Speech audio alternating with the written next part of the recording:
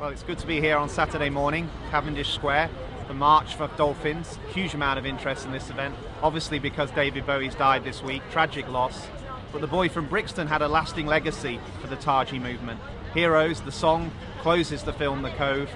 Because of that, and because of the interest around his death, there's been a huge interest in this Taiji protest today. We expect more people. We'll be having a moment to reflect on Bowie's contribution to the campaign. We'll be playing Heroes before we have the speeches outside the Japanese embassy. And it's been really great to see how much more media attention we've got this week as well. A real sad loss to lose David Bowie, but at the same time, there's been a real benefit for this movement in drawing attention to his contribution to the campaign and how important it is that the world wakes up to the cruelty of what's going on at Taiji Cove. More people here today, new people joining the campaign all the time.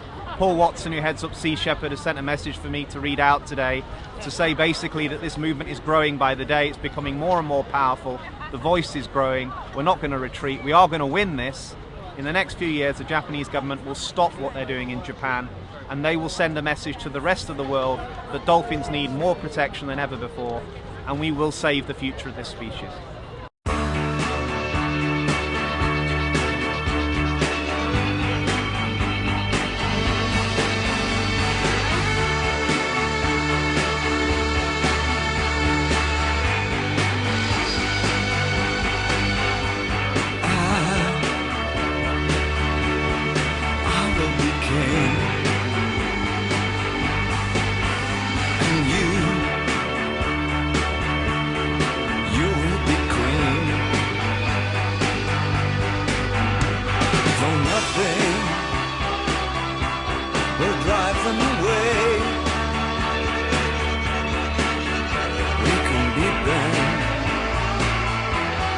Just for one day, we can be heroes. Just for one day, and you can be me, and I'll drink all the time. 'Cause we're lovers, and that is a fact. Yes, we're lovers, and that is that. Though nothing will keep us together, we could steal time just for one day. We can be heroes forever and ever. What you say?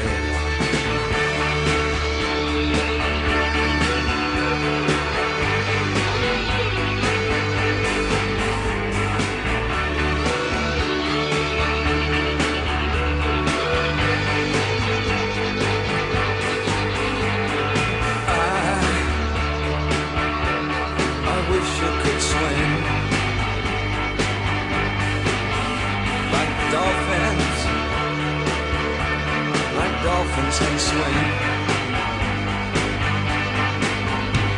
Though nothing will keep us together. We can beat them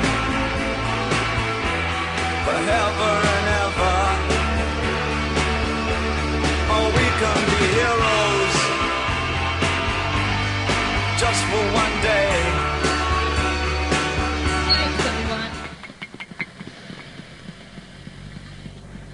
There is a race of beings that understand the meaning of love and unity. They are playful, they're curious to interact with other species, and they all have a signature sound, which is like a name. They are all individual, but they work as a team, and they honor the young and the elderly. They stick together. These beings live anywhere for up to 60 years. They are super amazing in their abilities, and they can travel thousands of miles in a day. They have saved the countless lives of humans throughout recorded history. They ask for nothing in return. they are truly altruistic. These sentient beings have been honored in our world's ancient history in art, cave paintings, and literature.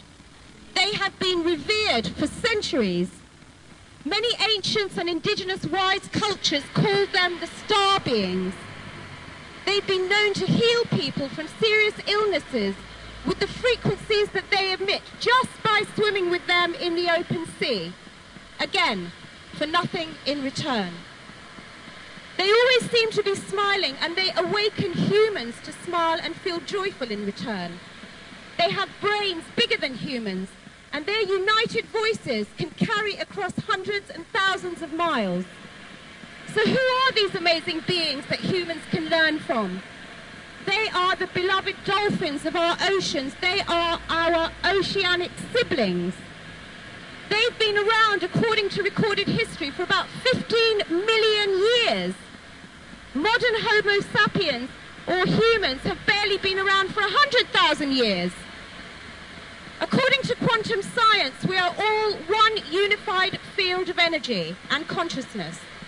There is no separation between us. The only separation is the physical bodies that we individually inhabit. Therefore, we are the dolphins, and the dolphins are us. If any part of the collective hurts another part, all will suffer as a result. This is the wisdom of the ancients.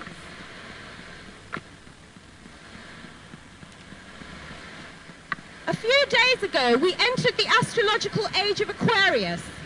This age has been heralded by the ancients as a time that will come to pass when the world will become more united, when we will have increased compassion and love for each other, where all the old paradigms created by dysfunctional cultures will end, where all the old systems of greed and control will crumble, to be replaced by systems that serve all living beings for their highest good. A time of cleansing and purification.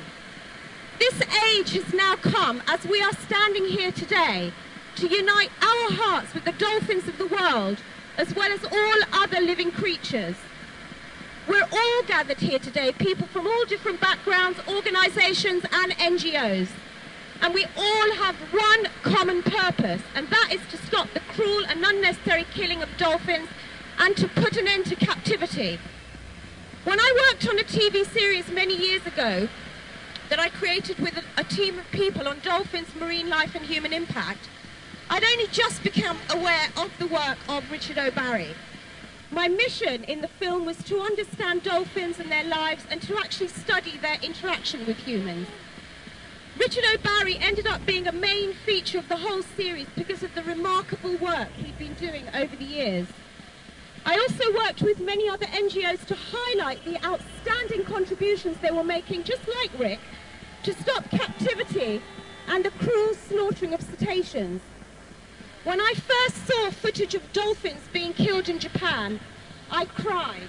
Actually, I cried for about a week.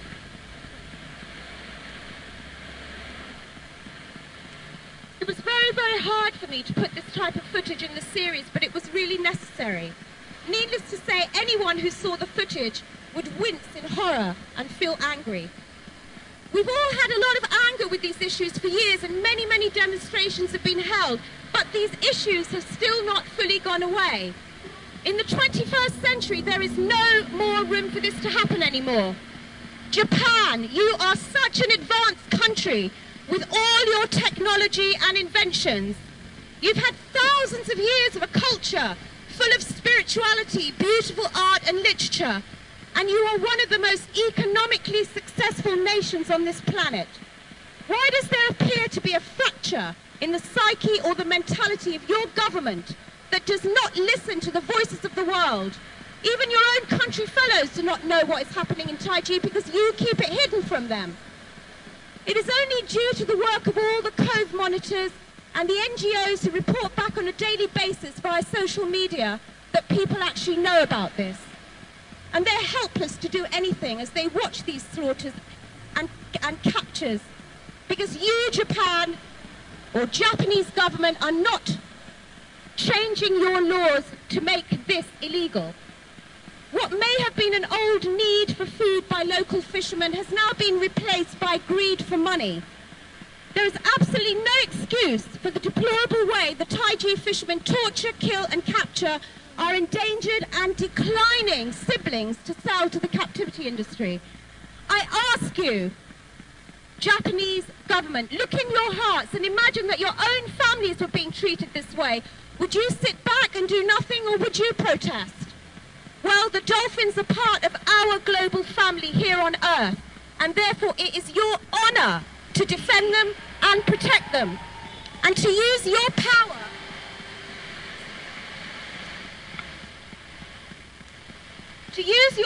to educate those who commit these atrocities so that they will stop doing them. Honor is such an important part of your culture, Japan. And we would like to see you be the honourable country that you project yourself as to the rest of the world.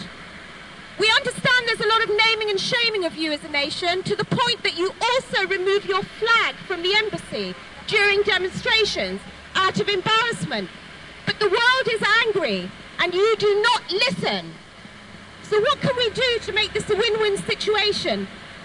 Japanese government, you do not own these dolphins and you have no right to exercise such cruelty. Soon there will be no more dolphins if this continues. And the name Japan will be uttered in bitterness and hatred by the world.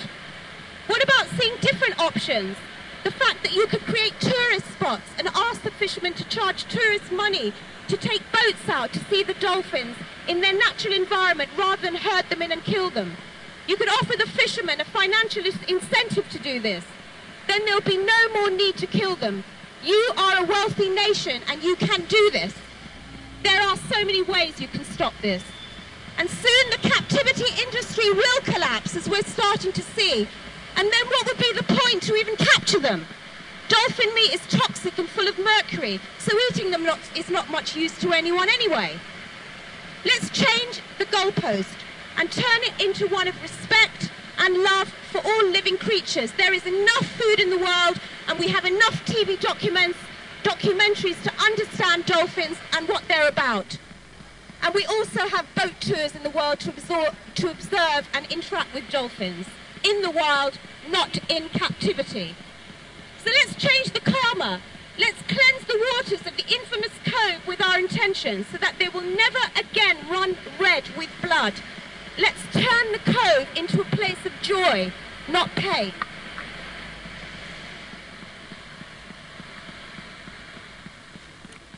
Now is the time to learn from our mistakes and raise our vibration in love, and to fully understand that we can collectively create change. And as the Hopi Indian tradition says, we are the ones that we've been waiting for. We know that we can create through the power of the mind, just as we can destroy. Science shows how we can heal from long distances through the power of love and prayer, and how group meditation can create change. Energy flows where intention goes.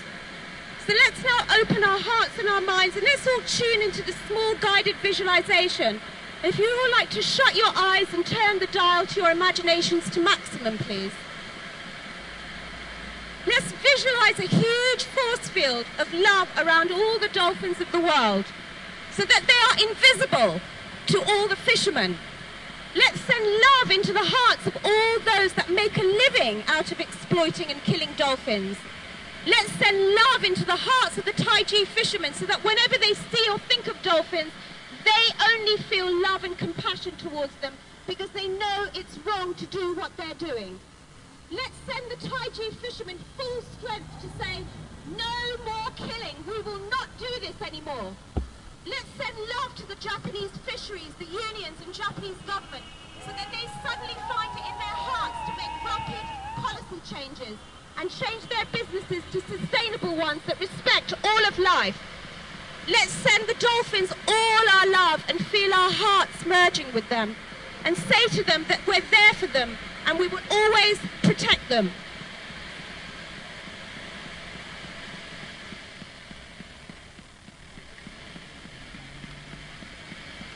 Let's send love to all those also who could not be here in person today to stand with us.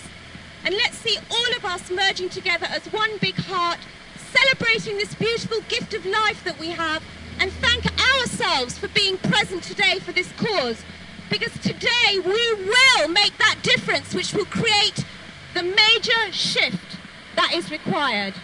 Thank you and bless you, everybody. Thank you.